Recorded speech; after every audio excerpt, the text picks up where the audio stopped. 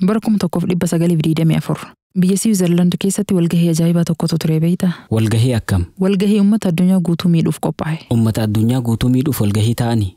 Warri walgahii kanarratti hirmaate warra akkami? Hooggantoota dhaabbilee ampuulii oomishaniiti. Dhaabbilee akka Philips, Tepco fi Osram fa'a. Dhimmi irratti mari'atan dhimma maaliiti sila? Balbii yeroo san oomishamutu haalaan jabaa ture. Rakkoota akka malee waggaa hedduuf ifa. Akka ampuulii zabanaa hin gubatu jechuu? Amata hedduuf ifa. Duuba kun waan gaarii miire? Uummataaf waan gaariidha. Garuu warra balbii oomishuuf rakkoo hamaadha. Ahaa, yoo balbiin nama hundaa nagayaan ifte jarri waan gurguratan dhaban jechuu? Kanaaf walgahii icciitiin ta'an kanarratti balbii amma booda oomishnu hundaa akka sa'a 1,000 qofa ifu goonee hojjannaa jedhan. Dhaabbanni balbii kana caalaa turu hojjete ni adabama jedhanii walii galan. Sababa waliigaltee kanaa namni hundi yeroo yeroon ampuulii bitaa oola jechuu? Balbiin zamana durii hojjetame tokko jaarraa tokko oliif ifutti jira. Waggaa 100 guutuu moo? Barkum 1901 irraa hanga ammaa osoo hin dhaamin ifutti jira. Sanuu halkanii guyyaas walitti dhaabee ifa. USA kutaa Kaalifoorniyaa keessatti argama. Ajaa'ibuma kun. Waggaa 124 guutuu walitti dhaabee ifuu jechuu waan addaati. Ajaa'iba guddaadha. Soorri qalbii eegalee jira. Qaama dadhabe boqochiisuuf. Qalbii yaadaan cinqamtee abdachiisuuf. Dararama nama hubu salphisuuf. Onnee laaftee kakaasuuf. Sammuu mirqaansitee isin bohaarsuuf sagantaan soora qalbii kunoo dhiyaattee jirti. Oggumallee huu torbaanitti al takkatan isiniif dhihaattu sagantaan soora qalbii amma jalqabdi. Sagantaa sana keessatti yaadota hubannoo cimsan jechoota mimmi'aawoon gurra isin buusu. Dhaamsa qabnuus keessa dabarfachaa isin gammachiisaa yaana. Soora qalbii. Soora qalbii.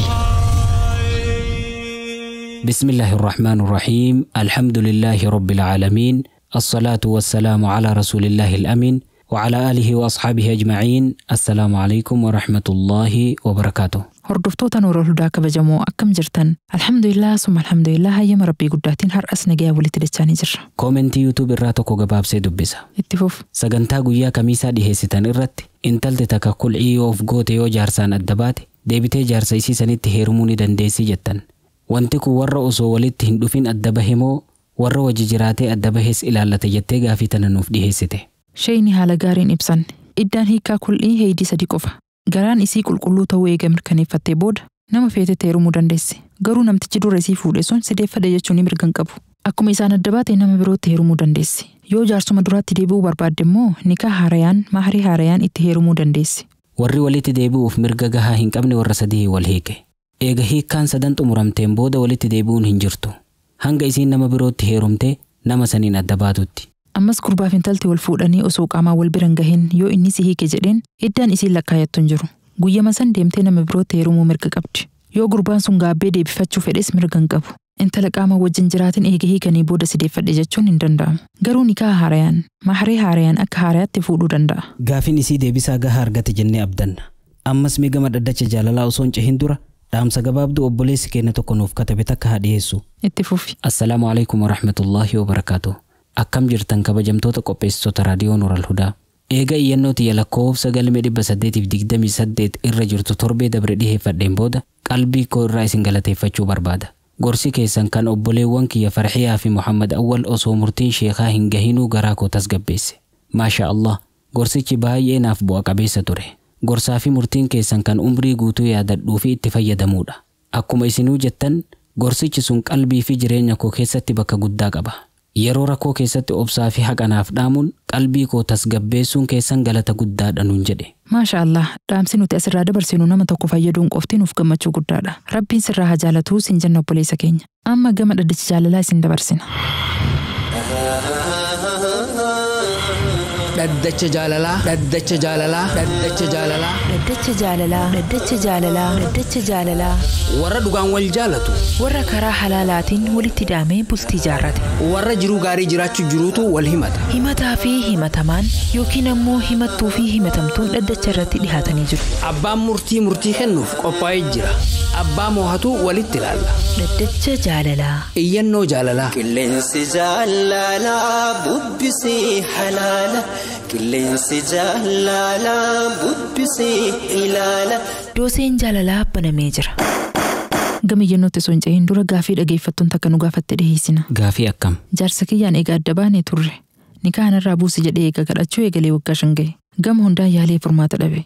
Yoo yeroo muraasaaf diin keessaa bahee achi booda deebi'ee shahaadaa qabadhe nikaan isaanirraa bu'aa jettee gaaffii nama rifachiistu tana dhiheessite. Yaa Allah, maaltu kanaan isii gahe? Haalaan nama rifachiisa.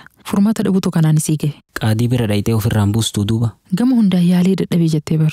Mee yoo furmaanni dhabame akkam godhan? Osoo nikaa namaa ofirraa qaban heerumuun hin danda'amu. Dubbiin akka malee ulfaatti. Yaadime waan kana dubartoonni kiristaanaa yoo dhagahan maaltu itti dhagahama? Warra Islaamummaa seenuuf yaada qabu hundaa karaarraa deebisuu danda'a. Haalaan rakkoodha. Dubbiin nikaahaatu waan furmaata hin qabne taate fakkaatti. Bar shari'aan Islaamaa ifaa. Rabbiin Qur'aana keessatti haala nama hundaaf galuun dubbate. Garuu namni ajaja Qur'aanaa fudhachuu didee faallaa Qur'aanaa hojjechuu jira. Rabbiin suuratul Baqaraa aayata 231 irratti وَإِذَا طَلَّقْتُمُ النِّسَاءَ فَبَلَغْنَ أَجَلَهُنَّ yoo dubartoota hiiktanii iddaan isaanii dhumutti dhihaate فَأَمْسِكُوهُنَّ بِمَعْرُوفٍ أَوْ سَرِّحُوهُنَّ بِمَعْرُوفٍ haala gaariin isaan qabadhaa yookiin haala gaariin isaan gaggeessaa وَلَا تُمْسِكُوهُنَّ ضِرَارًا لِتَعْتَدُوا daangaa itti dabartanii isaan hin rakkisinaa وَمَنْ يَفْعَلْ ذَلِكَ فَقَدْ ظَلَمَ نَفْسَهُ namni kana godhe dhugumatti lubbuu ofii miidhee jira وَلَا تَتَّخِذُوا آيَاتِ اللَّهِ هُزُوًا aayatoota rabbii akka qishinaatti hin laalinaa jedhee itti fufa aayatichi. Akkasi. Shari'aan Islaamaa ifaa akka aduuti. Namni garuu faallaa shari'aatiin jiraata. Dubartii hojii jiraachuu yoo hin feene haala gaariin gadhiisuu dhiisee isii darara. Gariin mallaqa gaafata. Dubartiin Islaamaa gama kanaan qormaata guddaa keessa jirti. Duuba furmaanni maali jetta? Akkuma amma dura jedhee ammas irra deebi'ee jedha. Wanti kun waan majlisa laallatu. Warri majlisaa sootti yaade furmaata gaarii lafa kaayuu danda'a. Garuu namni dhimma dubartiitiif yaadda'u hin jiru. Yeroo hedduu irra deddeebinee dubbanne dhimma kana. Intala gaafii kana gaafatteen hoo maal jenna? Qaadii ganda isiin itti dhalatte jiru haa dubbistu.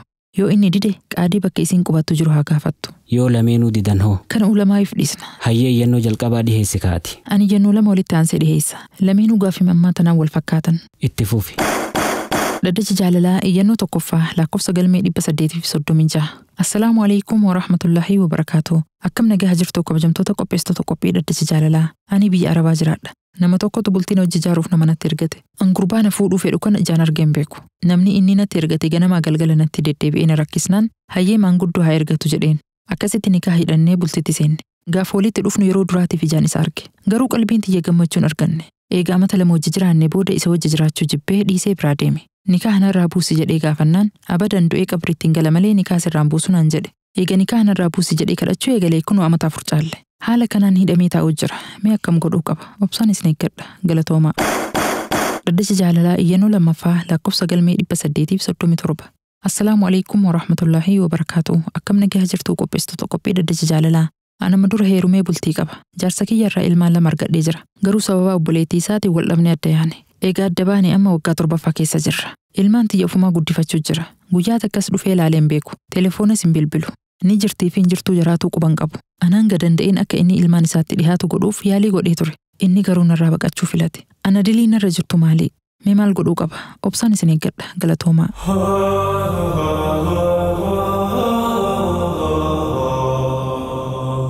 Haalli dhiira zamanaa kana fakkaata ga'a. Jaartii fuudhee ilmaan irraa horee isii kophadhiisee deemee ofiita biroo fuudha. Yoo nikaa hanarraa buusi jettuun qabriittiin gala jedha. Kun hamilee nama cabsa. Fitnaa guddoo zamana kana mul'atu jirtu. Warri dhimmi ilaallatu furmaata itti barbaadu jennee haasawaa gabaabsina. Ati iyyannoo itti aantu dhiheessi. Tole. Dhaddachi jaalalaa iyyannoo sadaffaa lakkoofsa galmee 832. Assalaamu alaikum wa rahmatullaahi wa barakaatu. Nagaa jirtanii hojjettoota Nuural Hudaa. An nama bultii qabu. Rakkoo jabduu takkaatu harkaana qaba. Jaartii tiyya amanuu dadhabe. Yeroo hedduu qalbiin tiyya isii tana na shakkiti. Haasoyni isiitis akka an isii shakkuuf karaa naaf bane. Akka waan dhiira biroo wajji raftee argiteetti natti haasoyti. Wanti kun shakkii jabduu qalbii tiyyatti naqe. An isii dura intala biroo fuudhee hiikee jira. Ammas intala biroo jaaladhee jira. Waanuma intala biroo jaaladheef qalbiin tiyya waa hunda shakkaa ooltimoo maali jedhee yeroo hedduu of gaafadha. Jaartii tiyya tanarraa ilmoo takka qaba. Wanti hunda caalaa yaaddoo natti tahe ammoo eega intala tana fuudhee liqii ofirraa baasuu dadhabe. Idaan namaa anumarratti dabalaa deema malee takkaanarraa gadi siquu dide. Mee maal naaf dhaamtan? Obsaan isin eeggadha.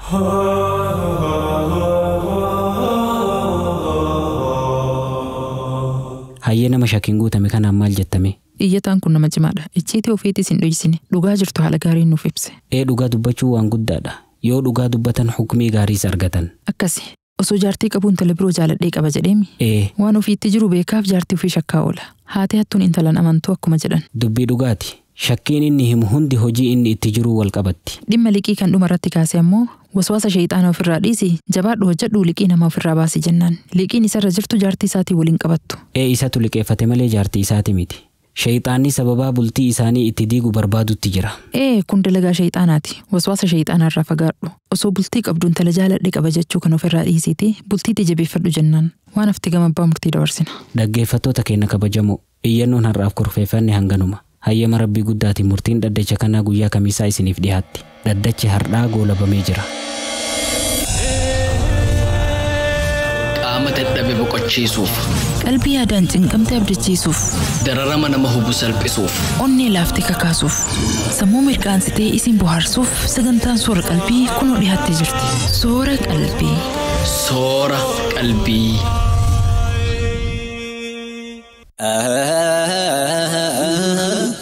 Assalaamu alaykum wa rahmatullaahi wa barakaatu. Kabajamtoota hordoftoota raadiyoo Nurul Hudaa. Miidiyaan Nurul Hudaa qophiilee babbareedaa torban irraa isiniif dhiyeessu fooyyessuuf qulqullina sagalee daran hammayyeessuuf qabiyyee sagantaa guddisuu fi miidicha yeroo dheeraaf itti fufsiisuuf gargaarsa hawaasa isaatti haajama. Waan xiqqoo qabdan irraa Nurul Hudaadhaaf qooduudhaan miidiyaa kana haa gargaarru. Namoonni Rabbiif jecha biyyoota Arabaa fi Oromiyaa irraa Nurul Hudaa gargaaruu feetan lakkoofsa herrega baankii daldala Itoophiyaa 100-06-45-65-99 baankii hojii gamtaa Oromiyaa 105-00-21-65-48 Hijiraa baank 100-71-28-83 0001 irratti waan humna keessanii gumaachuu ni dandeettan. Namoonni Ameerikaa, Kaanaadaa, Awurooppaa, Awustiraaliyaa fi biyyoota biroo jiraatanii fi ATM kaardii fayyadamtan haala kaffaltii baay'ee sakki'uur ta'e waan fayyadamnuuf karaa baay'ee koofii irratti miseensa nuuf ta'uudhaan salphamatti nu gargaaruu ni dandeettan. Maallaqa buna tokko ittiin bitattan guyyaa tokko Nurul Hudaadhaaf gumaachuudhaan hojiin diin akka tatamsa'u gochuu ni dandeettan. Gama weebsaayitii Nurul Hudaa deemuudhaan iddoo meenuu jedhu tuqaa achi booda iddoo sappoorti jedhu argattu. Feesbuukii Nurul Hudaa irratti immoo bakka geet etikkeetti jedhu tuquun argachuu ni dandeettan. Gama appilikeeshinii Nurul Hudaatiin immoo bakka sappoorti jedhu tuqxanii miseensa ta'uu ni dandeettan. Sagantaa Nurul Hudaa irratti maxxanfamu hunda jalattis liinkiin tumsaa ni maxxanfama. Yoo barbaaddan QR koodii kana iskiriina kompiitaraa irraa iskan godhuudhaan nu cinaa dhaabbadhaa. Nurul Hudaa cinaa dhaabbachuudhaan sagaleen diin Islaam akka faffaca'u haa goonu. Odeeffannoo dabalataatiif 09-55-52-00-58 irratti kallattiin bilbiltanii yookiin dhaamsa WhatsAppiitiin nu dubbisuu ni dandeettu.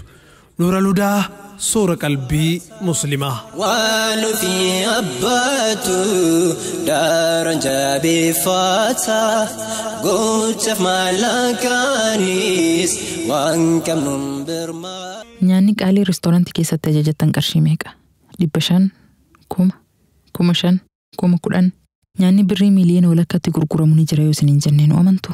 Quba qabdu teenya irraatiin soorata ajaa'ibaa muraasa isiniif dhiyeessina. Tana quba qabdu, tana quba qabdu, tana quba qabdu.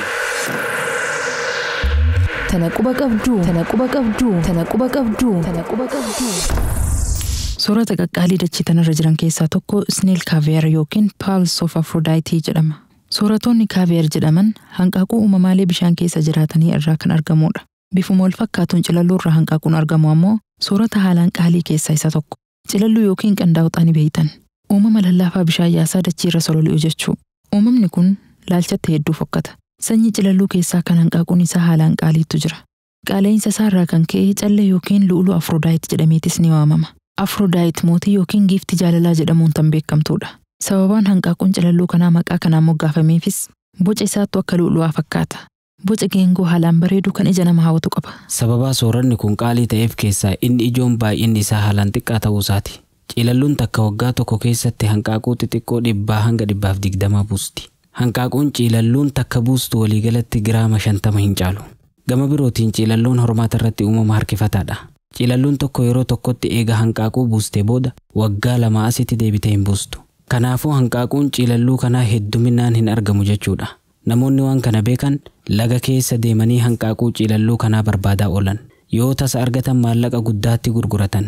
Kiiloon tokko doolara Ameerikaa 3,000 hanga 5,000tti gurgurama. Hanqaaquun kun eega bishaan keessatti guurame booda ogeessa jabaa muuxannoo guddaa qabuun qulqulleeffamee akkuma jirutti namaaf dhihaata. Kibba baha Eeshiyaa keessatti allaattii Swiifleet jedhamtutu jira.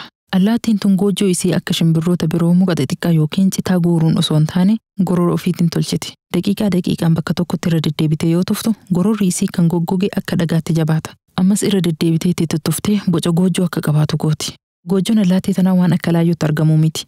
Bosona gurguddaa keessa muka dhedheeraa namni hin dhaqqabne yookiin goda ilma namaa jalaa dhokataa ta'e keessatti argama. Kanaaf namni goojjoo kana argate gatii qaalitti gurgurata. Namoonni hedduu yoo goojjoo kana argatan bishaanitti naqanii danfisanii akka shorbaatti dhugan. Chaayinaa keessatti ammoo akka qoricha aadaatti tajaajila. Goojjoon allaattii tanaa kiloogiraamni tokko hanga doolaara 3,000tti gurgurama. Biyya Filiippiin keessa ammoo soorata baaluut jedhamutu jira. Sooranni kun hanqaaquu shamtee irraa hojjetama. Hanqaaquun guyyaa 14 hanga 21 akka hammatamtu erga godhaniin booda lukkuu jalaa fuudhanii bishaanitti naqanii bilcheessan. Yeroo kanatti cuuciin allaattii tan lubbuu qabdutu keessa jira. Yeroo isiin lubbuu fi qaama guutuu godhattee hanga killeen irraa cabduuf eegdutti fuudhanii bishaan danfaatti naqan. Haala kanaan cuucii lubbuu qabdu ibiddaan gubanii affeelanii soorataaf dhiheessan. Sooranni kunis biyya Filiippiin keessatti haalaan beekamaa fi jaalatamaadha. Amma immoo soorata fuuguu jedhamu laalla. Sooranni kun of eeggannaa guddaa kan barbaadudha. Dogongorri xiqqoon lubbuu namaa galaafatuu danda'a. Sooranni fuuguu jedhamu kun Jaappaan keessatti qurxummii pafarfish jedhamurraa qophaa'a. Pafarfish qurxummiiwwan summii hamaa qaban keessaa isa tokko. Kanaafuu sooranni kun ogeessa jabaa bifa addaatiin leenji'een qopheeffama. Summiin xiqqoon osoo qulqullaa'ee irraan bahin yoo foon wajjin bilchaate daqiiqaa muraasa keessatti lubbuu namaa galaafatuu danda'a. Kanaafuu soorata kana qopheessuu fi gurguruuf hayyama addaatu barbaachisa. Gatiin isaatis haalaan qaaliidha. Muraan xiqqoon mallaqa doolaara 200tti dhiyaatuun gurgurama. Mallaqa kana hundatti baasanii waan lubbuu namaa galaafatuu danda'u sooratan. Sooranni biroo kan raammoo foonii irraa hojjetamuus ni jira. Maqaan soorata kanaa kaasuu marzuu jedhama. Foon yoo lafa ture ni raammawa. Sooranni ajaa'ibaa kun raammoo kanaan qophaa'a. Raammoon akkamitti soorata qopheessan jechuun keessan hin oolamu. Tooftaan isaa haalaan nama ajaa'iba. Jalqaba hoolota irraa aanan elmanii aanan kana itichan. Achi booda aanan itite kana sahaanaa bal'aa irratti naqanii tisiisa jalatti dhiisan. Tisiisnis irra qubatee hanqaaquu isaa aanan kana keessatti buusee biraa deema. Hanga danda'ameen tisiisni heddummaatee akka hanqaaquu irratti buusu godhan. Guyyoota muraasa booda hanqaaquun tisiisaa kun gama laarvaa jijjiirama.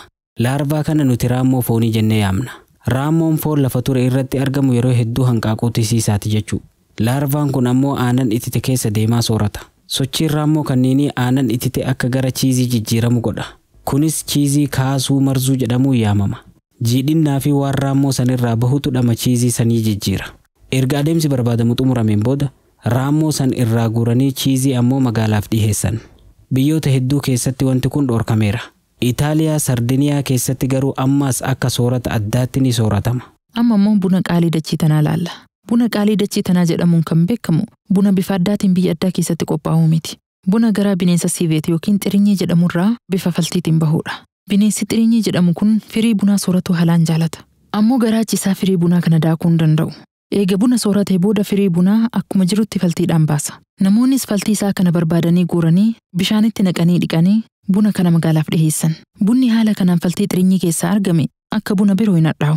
Dhama addaa kan akkaan nama hawwatu qaba jedhan. Bunni bifa kanaan qophaa'e amma dura haalaan qaalii ture. Kiiloon tokko hanga doolaara 600tti gurgurama. Boodarra garuu namoonni hedduu dalagaa kanarratti bobba'uu eegalan.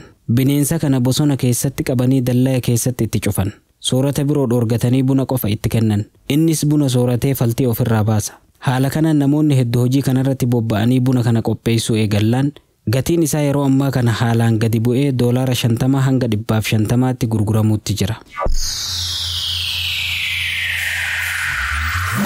Tana quba qabdu, tana quba qabdu, tana quba qabdu. Tana quba qabdu, tana quba qabdu, tana quba qabdu, tana quba qabdu. Kan dhageeffachuu jirtan raadiyoon Nuural Hudaa sagantaa soora qalbiiti. Qophiileen har'aaf kurfeeffannee dhufne hanganuma. Gama keessummeessootiin Anfar Yaadamii fi Muhammad Awwal Abdallaatu si wajjin turre. Barruu qophiilee Abuu Ibtisaamtu nuuf qopheesse. Gama qindoominaatiin kutaa teeknikaa Nuural Hudaatu nu wajji ture. Waan hanga xumuraa ibsaan nu hordoftaniif galatooma isiniin jenna. Inshaallah torban qophii birootii walitti dachaana. Hanga sagantaa birootii walitti deebinutti nagaa Rabbii keessa nuuf jiraadhaa, jiruu qananii keessa qubadhaa.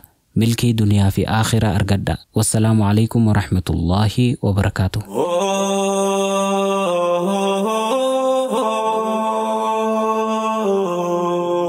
نور الهدى. Soora qalbii musliimaa. Soora qalbii musliimaa.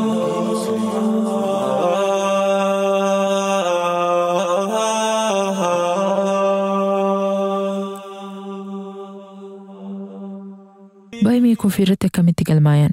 Jalqaba telefoona keessanirraa Google Chrome bantan. Achi booda nuralhudaa.com jettanii sarchi gootan. Nuralhudaan jalqaba irratti isiniif dhufa. Gubbaa irraa mallattoo meenuu tana tuqxanii bakka sappoorti jettu bantan. Yeroo kana peejiin baay'ee koofii tumsa Nuralhudaatiif qophaa'e isiniif banama. Filannoo gosa 3tu jira. $5, $10 fi $15. Filannoowwan jiranirraa kan barbaaddan filattanii join jettaniin. Bakka email jedhu kana tuqxanii emaila keessan itti katabdan. Emaila dhugaan fayyadamtan kan passwordii isaa beeytan itti galchuu qabdan. Emaila booda bakka name or Twitter jettu kanatti maqaa keessan katabdan. Maqaa guutuu yookiin maqaa biroo kan barbaaddan. Kan akka Abu Muhammad, Ummu Aishaa fa'a. Jalarraa bakka say something nice jedhu kanatti iddoo qubsumaa yoo katabdan filatamaadha. Fakkeenyaaf Kaanaadaa, USA, Europe jettanii biyya irraa nu gargaarutti jettan katabdan. Yoo iddoo qubsumaa ibsuun barbaanne ammoo dhaamsa biroo waan barbaaddan as biratti katabdan. Yoo dhaamsa keessan icciitti godhuu feetan bakka make this message private jettu tana tuqxan. Eega waan hunda katabdanii booda bakka join jettu tuqxan. Peejii dhumaa kanarratti foormii kafaltiitu guutama. Gubbarratti maallaqa baatiin kafalamuutu jira. Maallaqa kana ol guddisuu yoo feetan waan as biratti katabdan kana hayxanii hanga gumaachuu feetan itti katabdan. Itti aansuun lakkoofsa kaardii keessanii katabdan. As biratti guyyaa fi baatii kaardiin keessan expire itti ta'u guuttan. Bakka tanatti ammoo CVC isin gaafata. CVC'n kaardii keessan gama boodaatiin jira. Yeroo hedduu lakkoofsa dijiitii 3ti. Eega CVC guuttanii booda zip code isin gaafata. Zip code biyyoota muraasa kan akka Ameerikaa qofa keessatti gaafata. Kanaafuu zip code keessan eega katabdanii booda pay jettaniin sakandii muraasa booda dhaamsi congrats jedhu isiniif dhufa. Imeelli haaroonni miseensummaa kana mirkaneessus isiniif ergama. Soora qalbii.